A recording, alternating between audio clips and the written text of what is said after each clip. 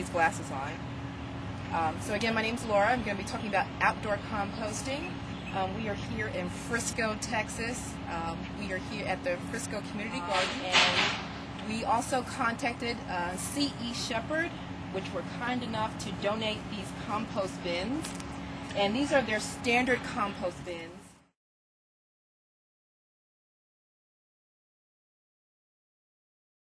And as you can see, when they come in fairly flat.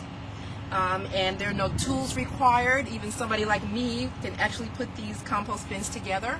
These compost bins are about $69 to $79 each, unfortunately. You can find other compost bins on the internet that are much cheaper. You can also use chicken wire and some wood stakes or some metal stakes and make your own compost bin.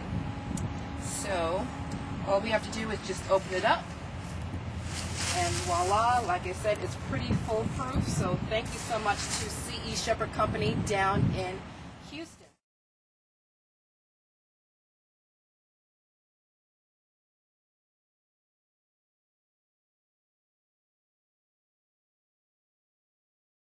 Pretty much want to get started.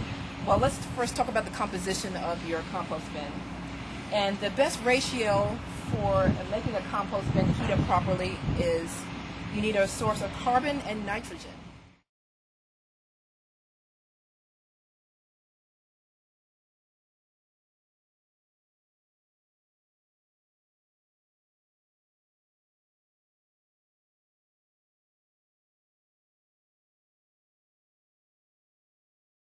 There are books and other information on the internet that are helpful for you to be able to find different sources of nitrogen and carbon.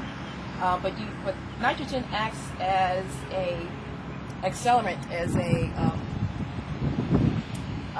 it acts as an agent that helps to break down the is your carbon to nitrogen ratio. It really should be 30:1, and you don't really need to precisely measure for that.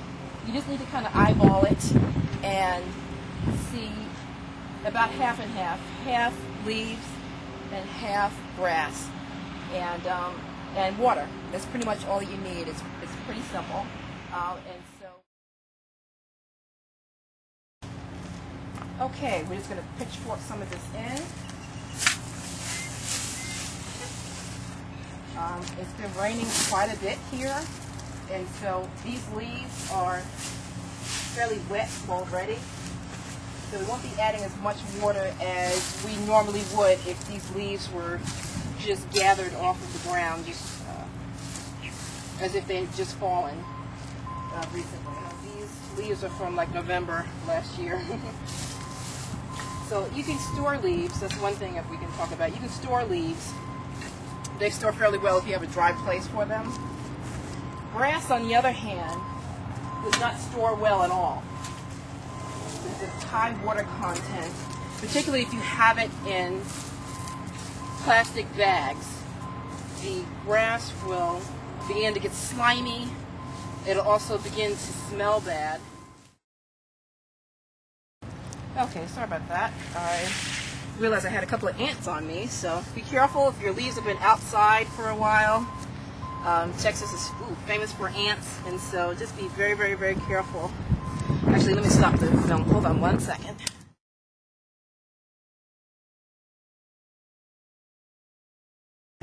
Okay, sorry about that. I had to stem off an ant attack. So one thing, I love a lot of things about Texas, but one thing I really don't like are red ants, and they are everywhere. So if your carbon and nitrogen sources have been out in the elements and are wet, the water attracts ants for sure. So just be very, very careful in that regard.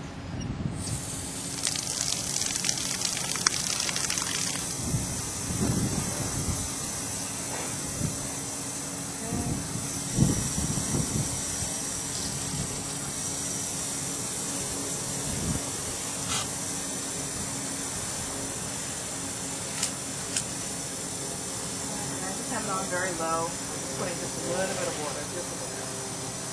That's what I think enough. bags of grass. Unless it's really, really hot outside. You probably want to make sure that you have on a long sleeve shirt, because just in case there aren't any other little surprises in here left from Fido, you won't actually get it on your skin. So I'm not going to use the pitchfork. It's just a little easier for me to just use these with my hands and just just a little bit. And just a couple inches of grass, a couple inches of leaves. Continue to. We're going to talk about placement of food in the bins so that they don't attract vermin. Because the last thing that you want is to start a compost pile and have your neighbors complaining about you throwing insects and animals that they don't consider to be desirable, and then they'll start passing ordinances and laws stopping people from making compost piles in their homes. And so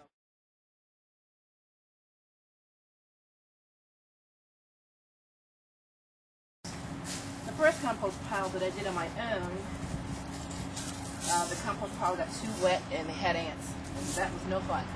And so it takes a while to get rid of them. You have to try to dry out the compost pile, and you do that by churning it without adding water.